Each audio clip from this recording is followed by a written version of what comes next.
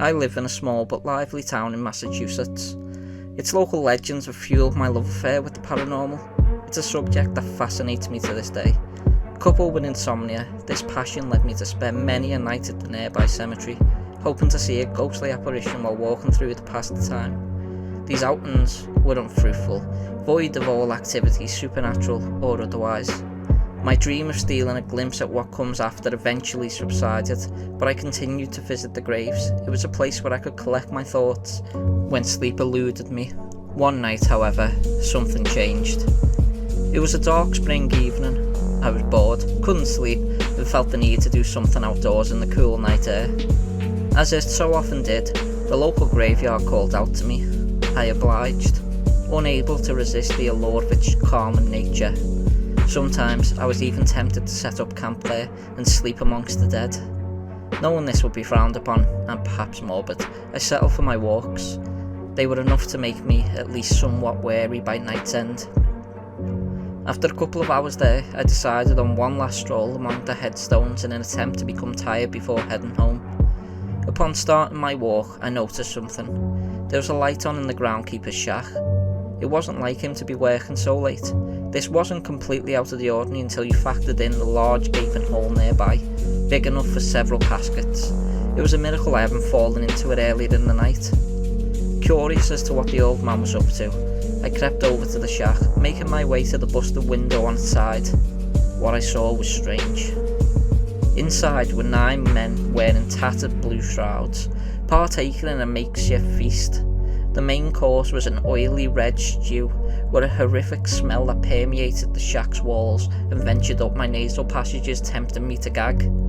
The men winced when putting it to their lips, save for 3, a tall man at the end of the table and the 2 sat beside him.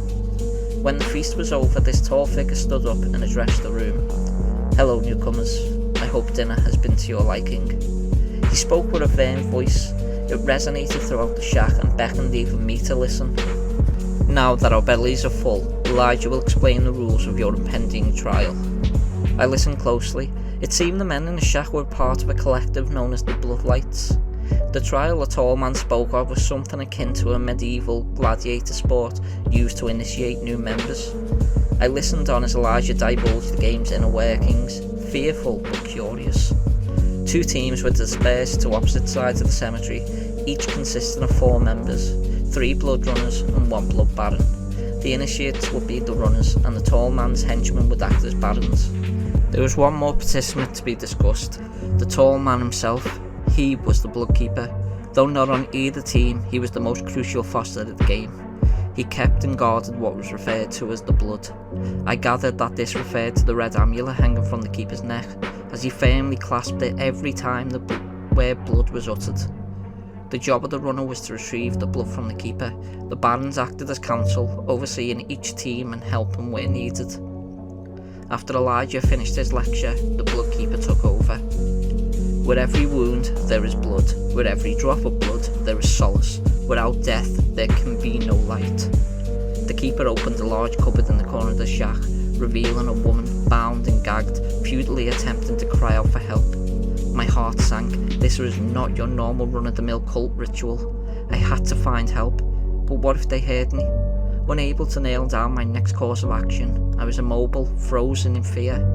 The bloodkeeper continued. "The light of blood can only be seen in death." Pulling a large red dagger out from his cloak, he grabbed the woman and plunged it into her gut. I watched in horror as the life left her eyes. She began to shriek, but was soon cut off by a cut to the chest, followed by a final blow to her neck. I was mortified. After throwing his kill to the floor, the keepers pulled out 3 vials, filling each of them with the blood that dripped from his blade. This was the blood the runners were after, not the amulet. "This is all the blood I have to offer.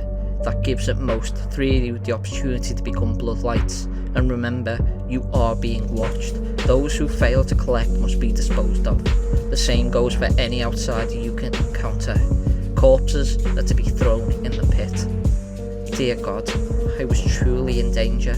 That's what the nearby hole was for, the perfect hiding spot for a mass grave.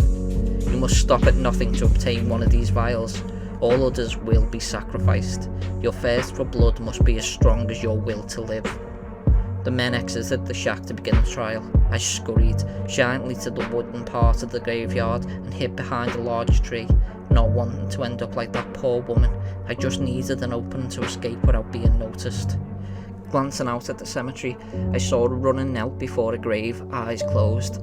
I assumed this was a requirement before the game commenced, a perfect chance for me to make a run for it. "Let the trial begin," the bloodkeeper's voice echoed through the trees before I could even take a single step towards safety. My survival still hung in the balance. Using a moonlit pool of water by my feet as a reflective surface, I watched as Elijah and 3 runners strategized just 10 yards from my position. My heart was pounding so hard, I was worried they would hear it. Between the beating in my chest and the conspiring whispers that filled the forest, my ears were consumed with an unsettling symphony of torture. Just when I couldn't bear another moment, silence cut through the brisk night air like the keeper's dagger piercing that woman's skin. A chill then burrowed into my spine. The puddle's reflection bore no cloaked figures. Peering out from behind the tree confirmed that they were gone, or at least nowhere to be seen. This was my chance. Looking off into the distance, I saw a tomb by the main road, maybe 100 yards away. It would provide perfect cover to escape towards civilization, but there was no way I could waltz over there without being seen. The woods wrapped around the cemetery, so running from tree to tree would strengthen my odds of survival. I took a deep breath and braced myself. Without so much as a second thought, I dashed to the next tree on the path to safety and took cover. I then gathered my wits and surveyed my surroundings. No cloaks in sight. I sprinted to the next tree and took another glimpse out at the world. The coast was clear. As I was about to take off in the direction of my next hiding spot, panic set in as my feet inexplicably left the ground. My blood ran cold as I was lifted into the air by some unseen force. The next thing I knew, my body was hoisted up and placed atop a tree branch. There, I was greeted by the unnerving sight of my captor, a blood runner. I didn't scream or try to get away, it would be no use. I sat there in terror and exhaled what I thought would be my last breath. Instead of gutting me, the man spoke. "What's your name?" I was too shocked to respond. "Come on now, who are you?" He spoke clearly this time, revealing a slight English accent. "Look, I noticed you at the window over there eavesdropping. If I wanted you dead, I could have killed you then. I want you to help me." "Help you?" I asked. "Yes, I'm going to use you to my advantage. I take it you know what we're doing here, and you know the rules of this game?" I nodded slowly, still shook. "Good. With you, I may be able to turn the tables and get the upper hand." I was frightened, but I calmed down enough to focus on the runner's plan. "See that tomb over there? That's where the bloodkeeper is." My stomach turned. To think this guy may have just saved my life. "I need you to go over to the tomb and open the door slowly. The bloodkeeper will surely take a swing at you. Just as he's about to end your life, I'll swoop in and end his." "But why?" I asked. "That's not part of the game." "Right you are. You need not concern yourself with the why. Just know that if you don't do as I say, I will kill you myself. Now get going."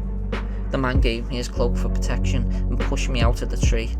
I didn't want to risk facing the bloodkeeper, but I didn't want to perish at the runner's hands either. My fear of dying kept me from deviating. I again ran from tree to tree, eventually making it to my destination. The stench of bloodshed wafting through the air as runners fought for control of their field.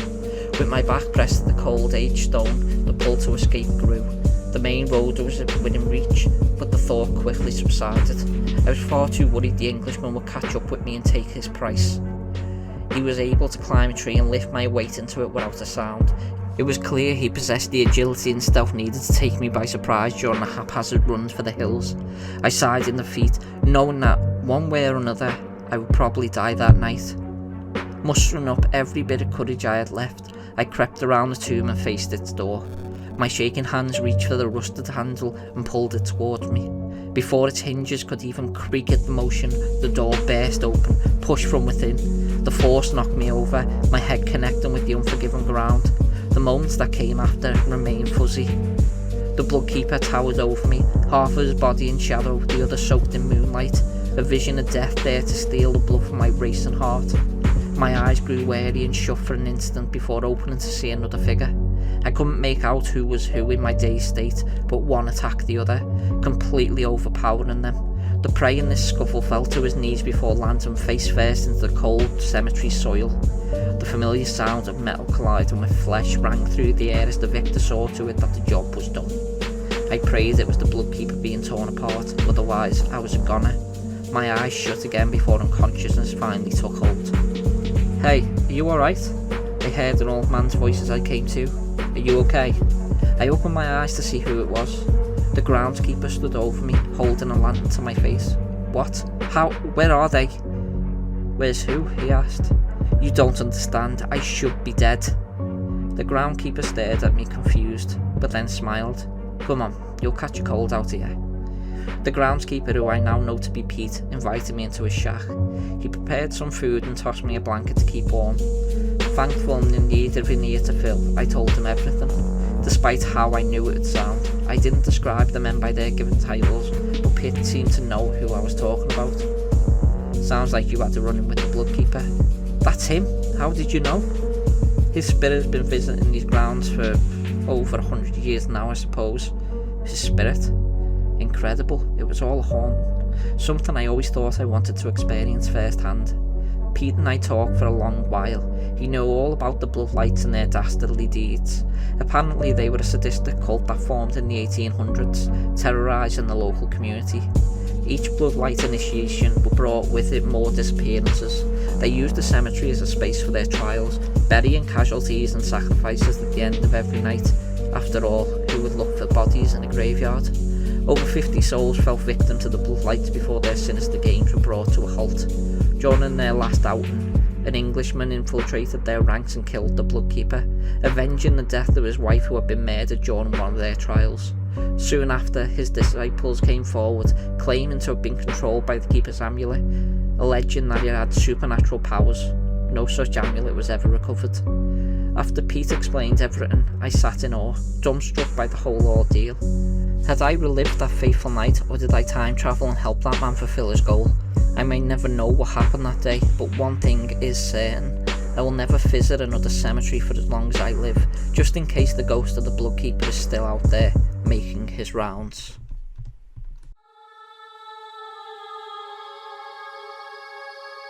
Thank you for watching today's video. If you like what you hear, please like, subscribe and comment.